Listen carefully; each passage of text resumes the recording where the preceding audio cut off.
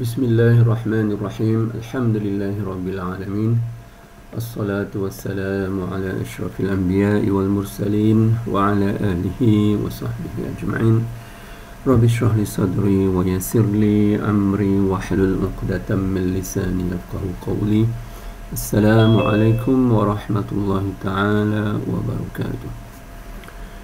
Alhamdulillah, kita sempat bertemu sekali lagi untuk membincangkan asas-asas tata bahasa Arab.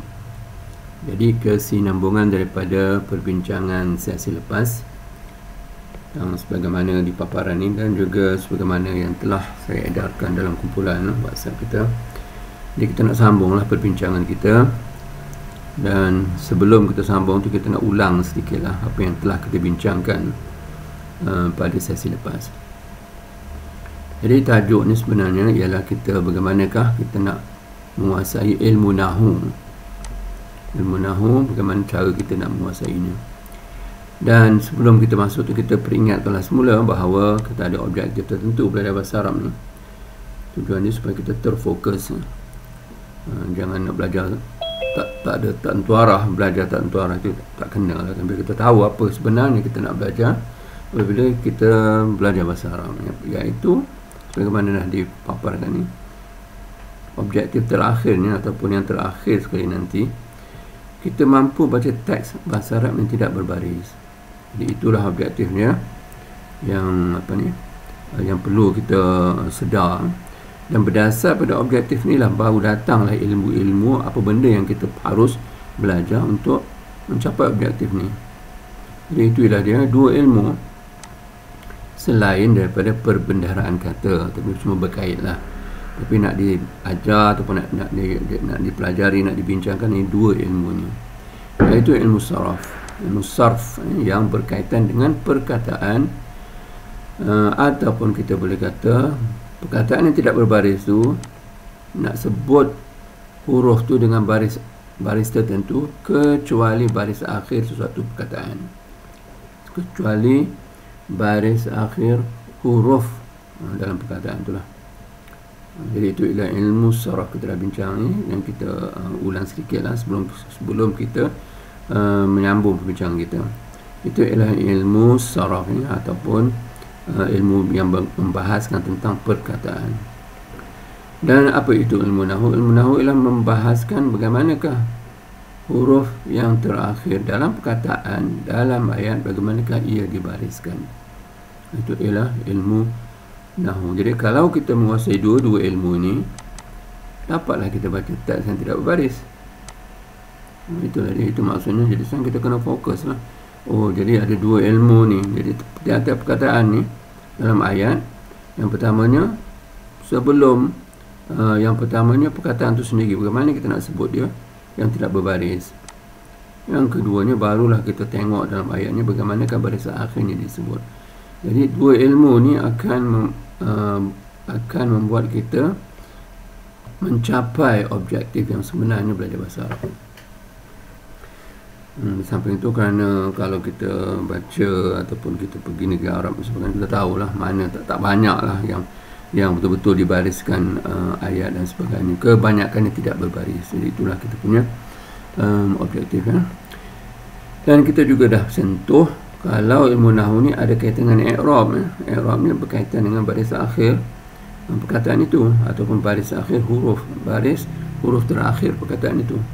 Jadi apakah yang makna i'rab ni? Sebenarnya i'rab ni ialah soalannya ialah bagaimana nak menyebut baris bagi huruf terakhir suatu perkataan dalam ayat. Macam inilah yang disebut itu. Tak marbutah ni nak sebut macam mana?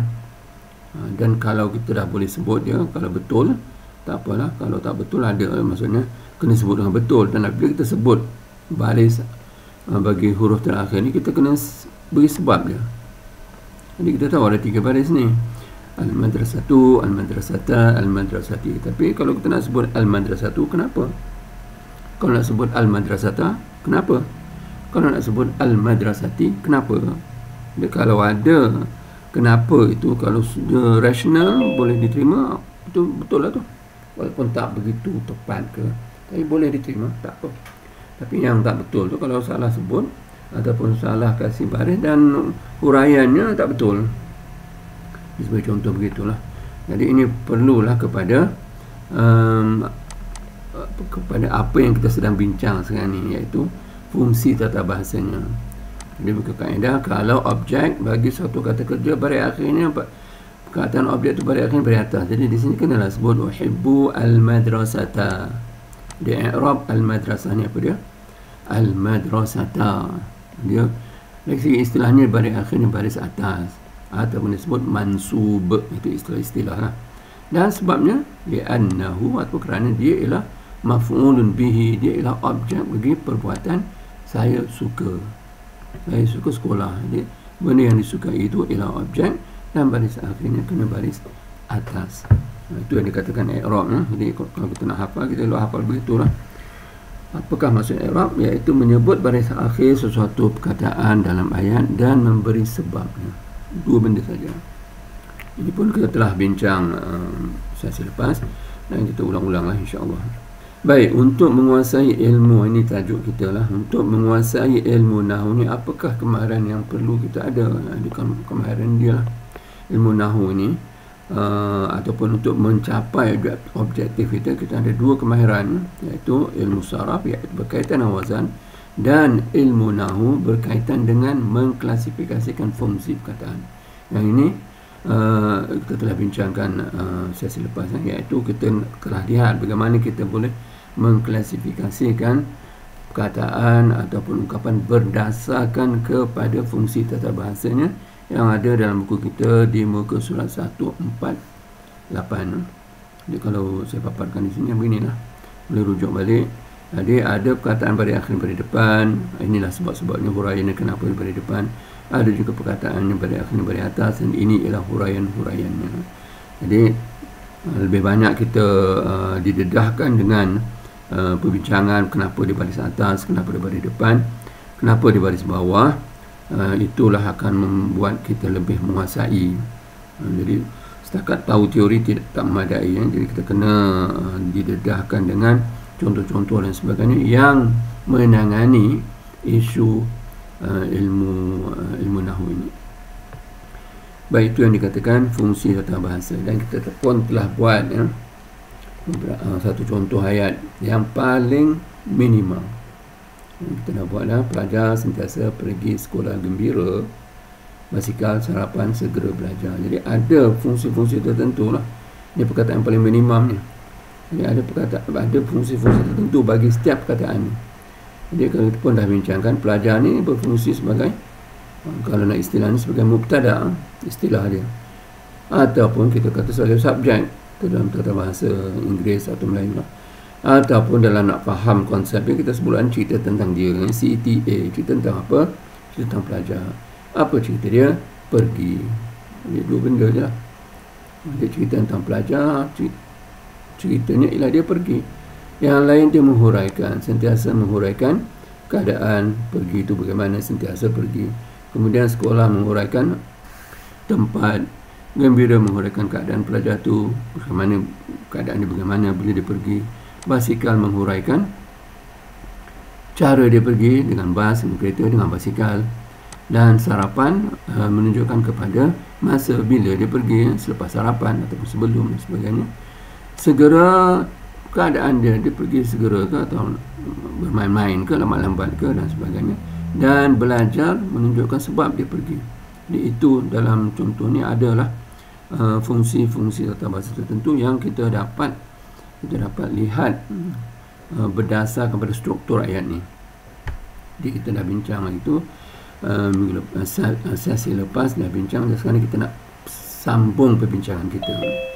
Baik, bila kita nak sambung perbincangan, kita tahulah bahawa contoh ini ialah contoh perkataan yang paling minimum. Jadi dalam bahasa dia tidak gunakan begini kerana dia ada benda lain yang ditambah untuk lebih jelas lagi apakah fungsi-fungsi sesuatu perkataan tu. Jadi di sini kita bolehlah kita ambil semula sini, kita paste dekat nota baru. InsyaAllah nanti nota ni kita akan edarkan juga. Baik, ini dia punya yang kita dah bincang gitu. Jadi sekarang ni kita kena tambah dengan satu perkara lain ataupun perkataan lain yang lebih menjelaskan lagi keadaan ni ataupun makna ayat ni. Jadi kita buatlah satu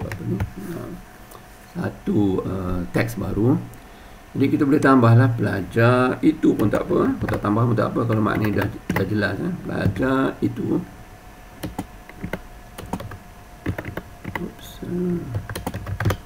pelajar itu sentiasa, maksudnya faham dah.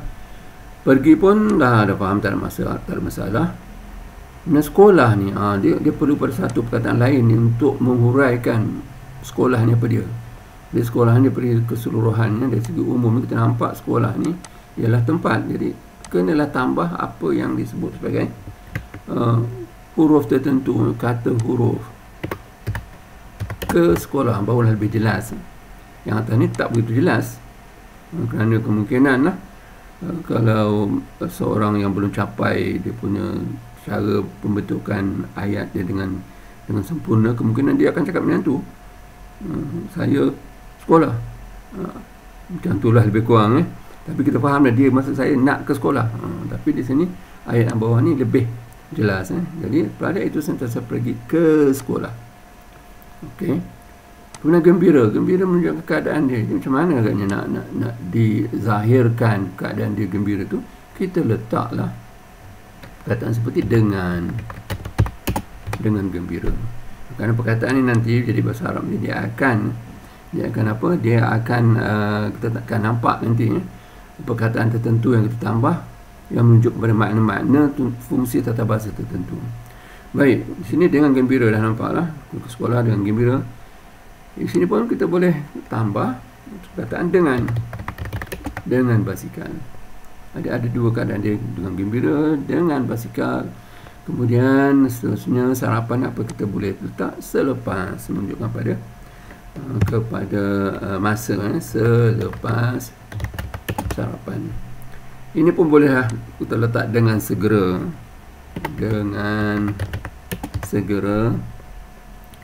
Ini kalau menguraikan sebab dia pergi begitu keadaan dia, kita letaklah untuk belajar. Jadi di sini kita dapati pada ayat yang begitu ringkas ni, kita dapati bila kita telah gulungkan tiap-tiap perkataan ni pada fungsi-fungsi dia tertentu, kita boleh olah semula ayat tu untuk dia memberi makna yang lebih jelas bila kita bertutur. Jadi pelajar itu sentiasa pergi ke sekolah dengan gembira, dengan basikal selepas sarapan, dengan segera. Jadi walaupun nampak banyak sangat dengan tapi sebenarnya kita boleh ubah lagi. Kalau dalam bahasa kita letaklah, kita ubahlah untuk menunjukkan makna-makna yang kita nak sampaikan tu. Jadi di sini kerana kita ikut struktur tadi untuk menghuraikan fungsi tata bahasa itu. Jadi di sini dengan gembira keadaan dia untuk belajar. Baik, selesai dah ni. Jadi kita dapati bahawa kataan yang berfungsi sebagai fungsi tertentu ni boleh kita kembangkan dia dengan menambah huruf-huruf tertentu atau perkataan-perkataan tertentu. Baik. Jadi perkataan-perkataan ni sekarang kita cuba lihat dalam bahasa Arab ni bagaimana kita nak kembangkan dia. Kita lihat dalam bahasa Arab. Dan kita pun cuba melihatlah bagaimana suatu perkataan itu pada akhirnya dibariskan menunjukkan pada fungsinya. Baik, pelajar kita tulisnya at-talib sentiasa daim. Okey, daim ni asal begitu. Daim tu maknanya sentiasa. Tapi ni kita tulis dulu perkataan tu tanpa baris akhir dia. Daim yadhhab, pergi, al-madrasah,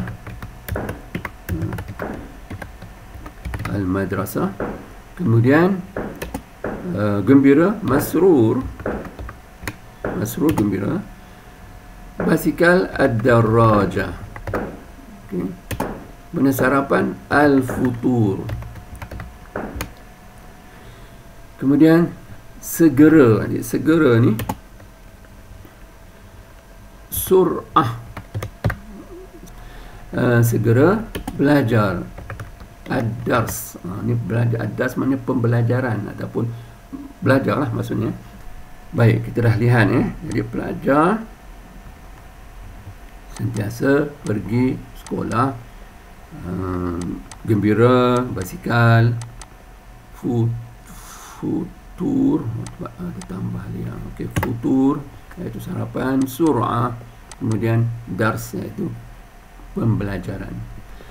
Jadi di sini kita dah terjemahkannya dan kita nak lihatlah bagaimana nak baris akhirkan dia kalau kita sebelum kita tambah perkataan-perkataan yang membantu seperti di sini. Jadi kalau di sini keadaan dia, kita tahu, kita copy paste balik. Jadi di sini cerita pasal subjek ni, cerita pasal pelajar. Jadi baris akhirnya kena baris depan. Jadi kita tahu orang baris akhirnya baris depan.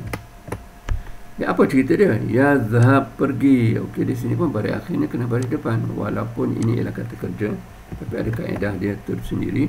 Kalau kita nak membaris akhirkan kata kerja ini, kita akan beri baris akhirnya baris depan.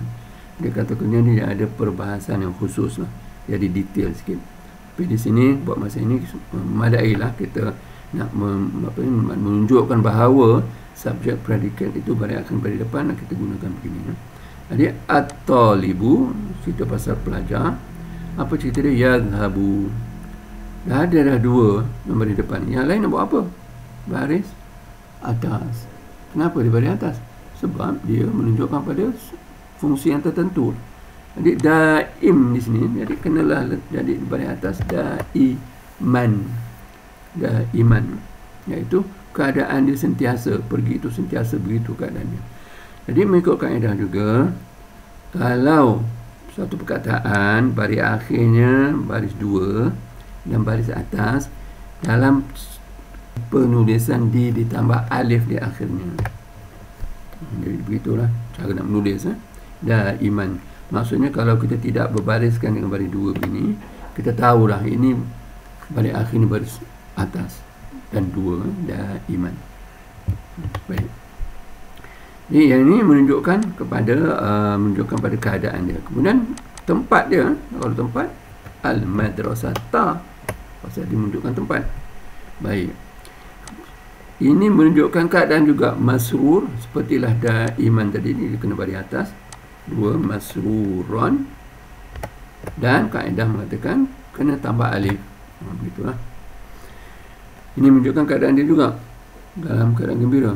Sekarang ni kita belum tambah mana-mana perkataan tambahan.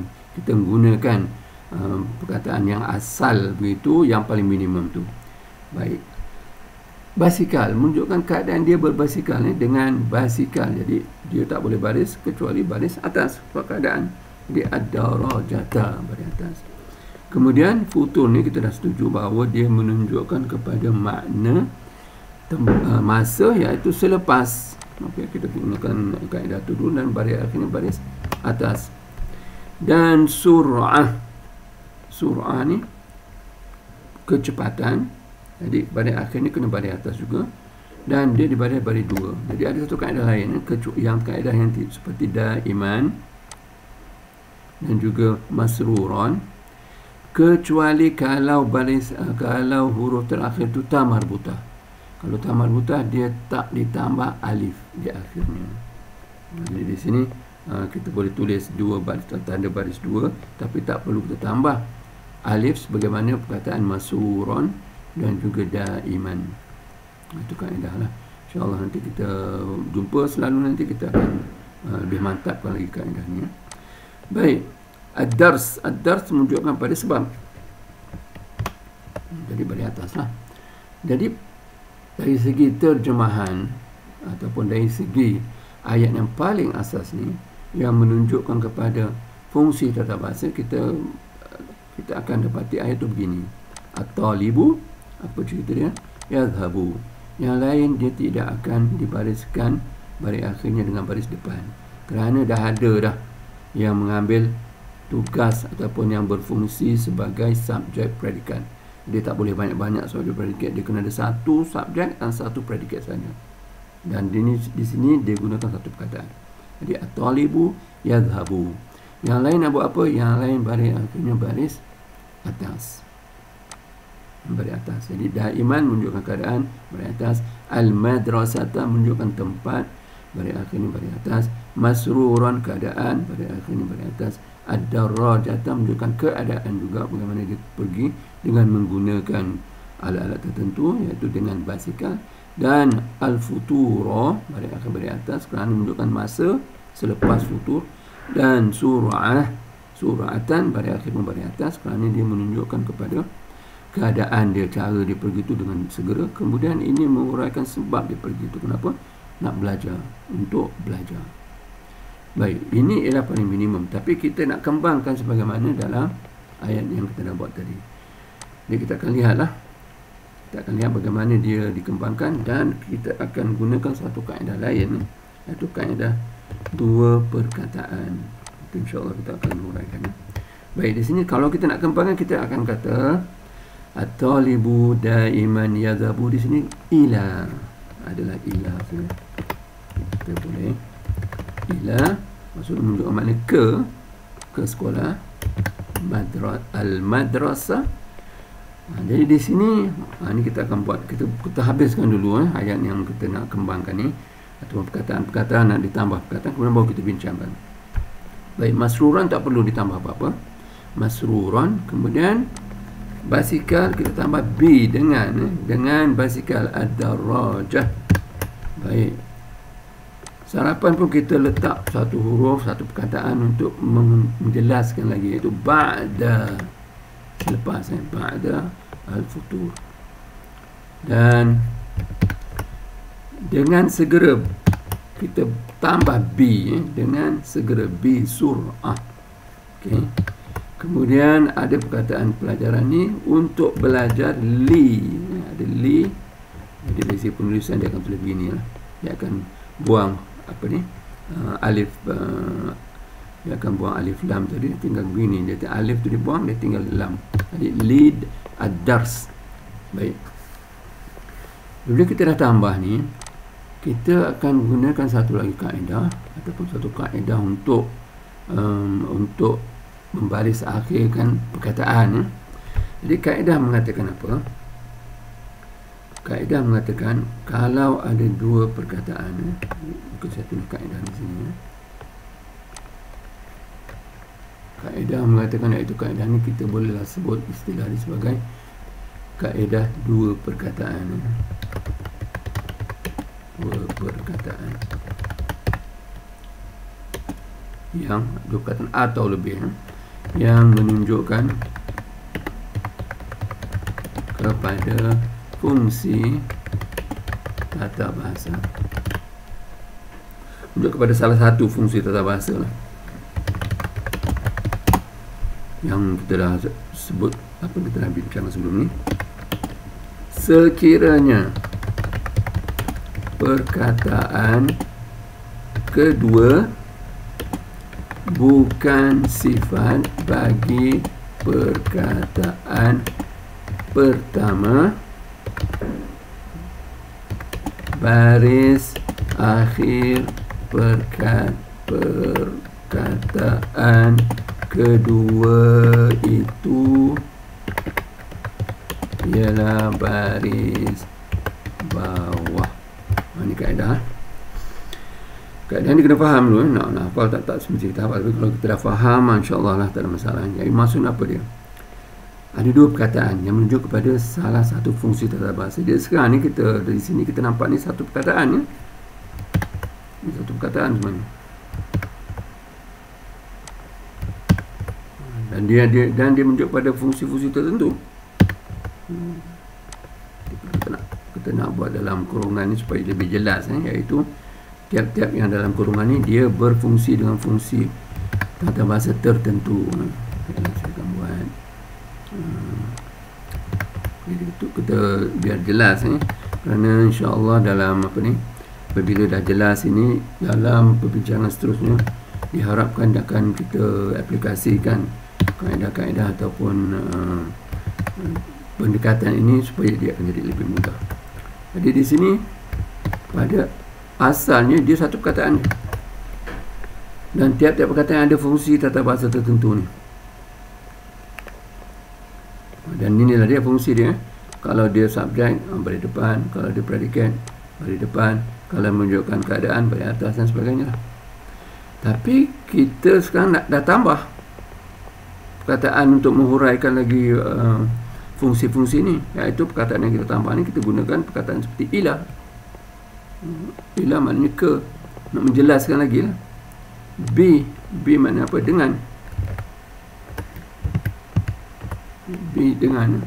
Kemudian ba'da ni selepas. Okey. Kemudian B lagi. B ni maknanya dengan segera.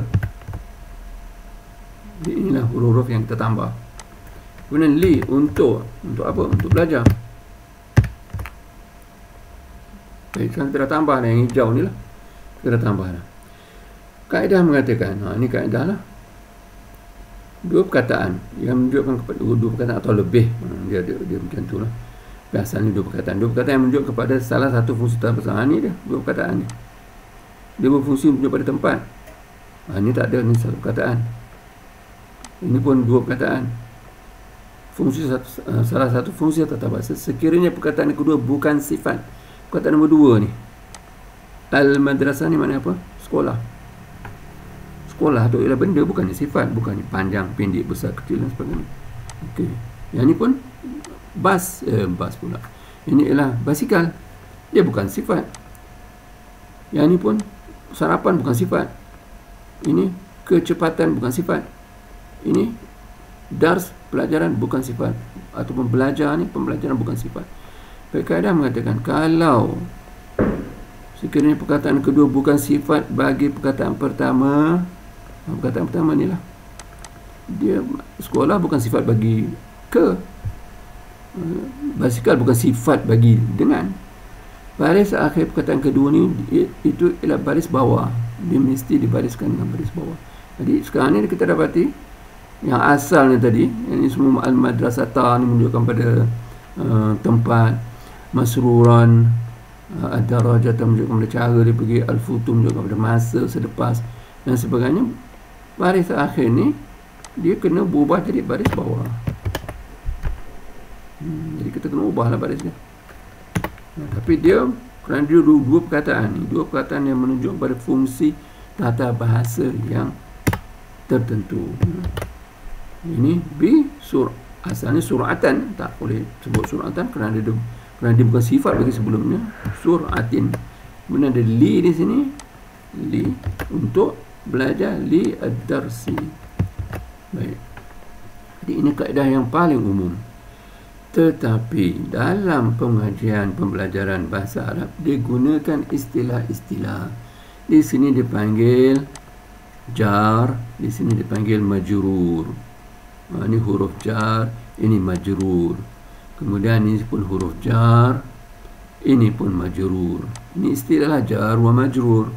Ini dia tak panggil jar wa majrur, ini dia panggil idafah. Ini mudaf, ini mudaf ilaih. Ini dia panggil harful jar, ini dia panggil majrur. Ini pun sama, huruf jar, dan ini ialah majrur. Ini istilah-istilah sahaja. Tetapi dia tidak lari daripada kaedah ini. Kaedah dua perkataan atau lebih yang menunjukkan kepada fungsi tata bahasa tertentu. Jadi ada dua perkataan ni, tengok perkataan nombor 2 ni. Adakah dia sifat bagi perkataan yang pertama? Tidak, dia wajib baris bawah. Adakah ini pun samalah. Jadi saya rasa huraian dalam bentuknya akan lebih mudah lagi daripada kita menghafal istilah-istilah yang kita kadang-kadang tak begitu faham. Kerana biasalah belajar akan sebut ni mudaf ilaih ba'da al-futur. Apa makna mudaf ilaih? Dia kata sandar menyandar, sandar berbendanya. Itu yang masalah kadang. Tapi kalau kita gunakan satu kata, kerana ini mudaf ilaih, tapi kita gunakan ini bukan sifat bagi selepas. Selepas ni tak ada sifat, lepas dia nama sesuatu, selepas maghrib ke, selepas kelas ke, selepas apa sajalah. Jadi apabila dia bukan sifat bagi sebelumnya, wajib pada akhirnya pada bawah. Tapi kalau nak gunakan istilah kata mudaf ilaih itu kena majrur. Ini dipanggil harful jar, ini majrur. Jadi istilah-istilah ni kadang-kadang kita tak faham. Jadi kadang-kadang lah kebanyakan pelajar tak faham dan dia sebut aja. kerana dia menghafal saja tanpa dia faham konsep sebenarnya. Tapi kalau kita dah faham kenapa dia dibariskan dan beri bawah dan sebagainya, barulah kita dah faham tu, barulah kita mula menghafal istilah-istilah ni, supaya kita mengikutlah trend dalam belajar bahasa Arab ni. Kita ada istilah-istilah dia, jadi kita sebut tu dengan kita faham. Jadi sekarang ni kaedah dia begitu. Jadi ini yang penting kaedah ni, kerana memang banyak nanti kita akan jumpa. Kalau dia bukan sifat, bagi sebelumnya, baris akhirnya wajib baris bawah. Tapi kalau dia sifat macam mana? Kalau dia sifat, dia akan ikut apa yang baris akhir sebelumnya. Kalau dia sifat, contohnya beginilah, pelajar yang bijak itu ya, at-talib asyatir. Asyatir ni bijak. Dia sekarang ni talib ni ialah subjek, dia kena baris depan. Syatir ni nak buat macam mana? Ikut saja. Kalau oleh kerana dia sifat bagi pelajar, dia akan ikut. Dia asyatiru. Jadi perkataan pelajar ni ada alif lam, dia pun ada alif lam. Ini katakan sifat. Sifat mengikut apa yang dia sifatkan. Kalau pelajar ni dalam makna perempuan, bukan pelajar perempuan. Jadi pelajar perempuan kena ada ta marbutah di akhirnya. Jadi at-talibatu, ini pun kena ada ta marbutah. Begitulah. Kalau sifat, dia mengikut apa yang disifatkan. Kalau dia bukan sifat, ini kaedah dia. Dia sentiasa baris akhirnya baris bawah. Jadi ini kita kena tahu kaedah ni, kena dah tahu, kita kena hafal sikit, dan tinggallah lagi kita nak aplikasikan dia dengan contoh-contoh yang kita jumpa. Itu yang yang nak diterangkan, ketengahkan, bahawa pada asalnya tiap-tiap perkataan tu satu perkataan saja, dia menunjukkan kepada makna tertentu berdasar pada fungsi tata bahasanya. Tetapi kita boleh kembangkan dia, dan kalau kita tak kembangkan dia, dia akan ikutlah fungsi tata bahasa tu. Kalau subjek predikat baris depan, kalau dia menghuraikan keadaan dia baris atas, menghuraikan tempat dia baris atas, menghuraikan cara dia, keadaan dia baris atas dan sebagainya. Tapi apabila kita telah letak perkataan-perkataan lain yang nak menghuraikan lagi, kerana itu tabiat bahasa, dia bukannya kekal begitu, dia boleh diubah-ubah. Bila kita letak satu perkataan lain, yang dua perkataan ini sebagai contoh menunjukkan pada fungsi tata bahasa yang sama. Ini dua-dua ni menunjukkan pada tempat. Bila dia menunjuk pada tempat, kita kena tengok perkataan nombor dua ni adakah dia sifat bagi yang pertama. Kalau dia bukan sifat, dia akan baris bawah. Tapi kalau perkataan yang kedua, kita sebagai contoh ni lah, kita nak kata ini pelajar asalnya, tapi kita nak kata pelajar bijak.